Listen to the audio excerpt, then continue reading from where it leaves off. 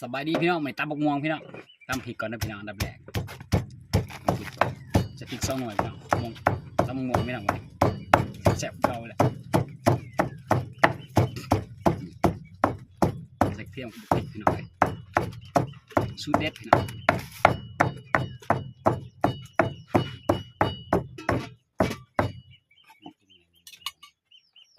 อยู่หน้าคือเก่าพี่น้องเลยวันนี้ตำบกม่วงแซ่บ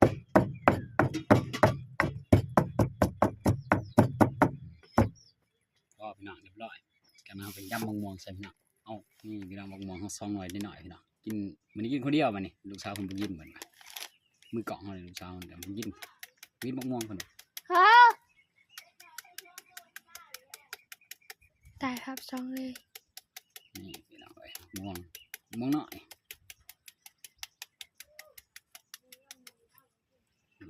นี่ตัวนี้ครับซอยบัดผัดต้อนะฮะเนี่ยช่องคมต้องซับก่อนนะพี่น้องผ่านอันนั้นมันผ่านไม่ได้เอาทางนี้ขุดก็ได้นะมีไม่ได้มันเป็นร่อนตัดแครอท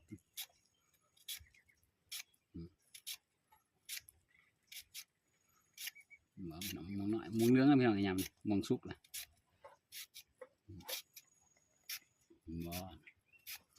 เชฟเองนะพี่น้องเองเชฟมองตามเองซับต่อพี่น้องมองมันแก่ไหมเรื่องมันเลย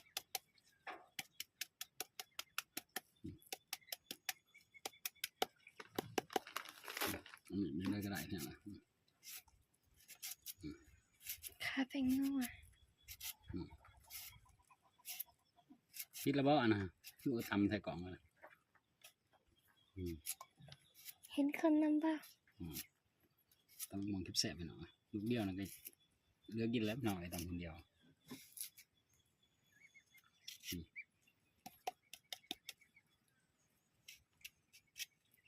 มองมันแก่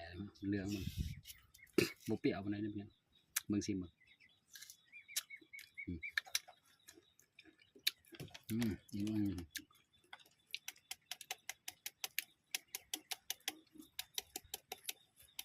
ใส่ซื้อรถพี่น้องใส่หน่อยใส่ลายใส่ลายตัวนี้รถใส่เลยพี่น้อง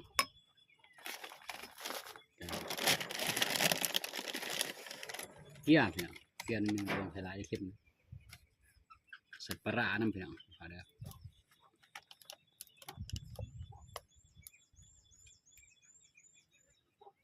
ปลาพี่น้องเอ้ยครบเลยเลยพี่น้องสามีได้ตำมันออกเขาใส่ลายพี่น้องเอ้ยใส่ทำนี้ก็พอแล้วเนี่ยแซ่บแล้วทำนี้พี่น้องตำแล้วบ้านเสร็จแล้วเริ่มเนี่ย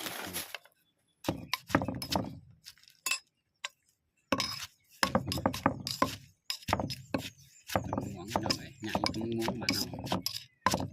เป็นไรแต่แซ่บบ่เป็นหางเต็มโคกบางอย่างเต็มโคกนอกไอ้คอยนี่แหละ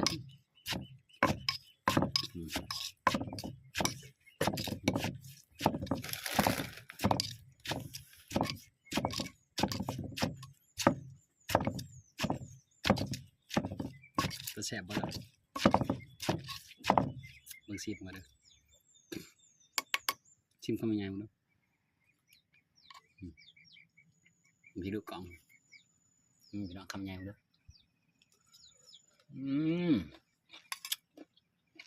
แซ่บเบิ่งยังไง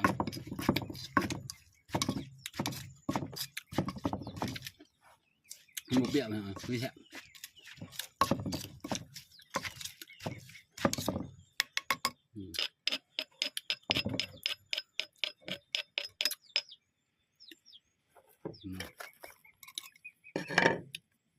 ปึ๊บเกือบเพื่อการไปหน่อย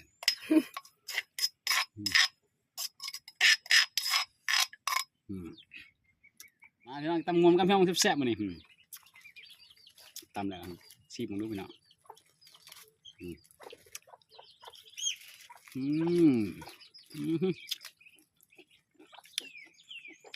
ครับพี่น้องค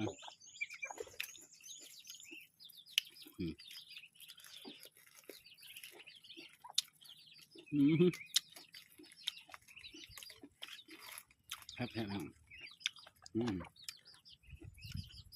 นะ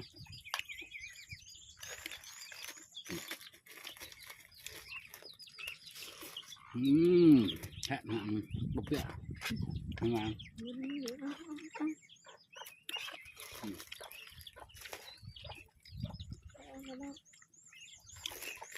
นี่เป็นตีเลยนะ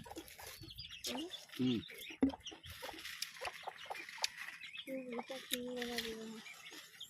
น่าเสร็จแล้ว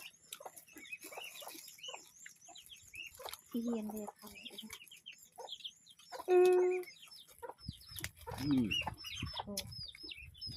อืมเป็นหนังเหรอ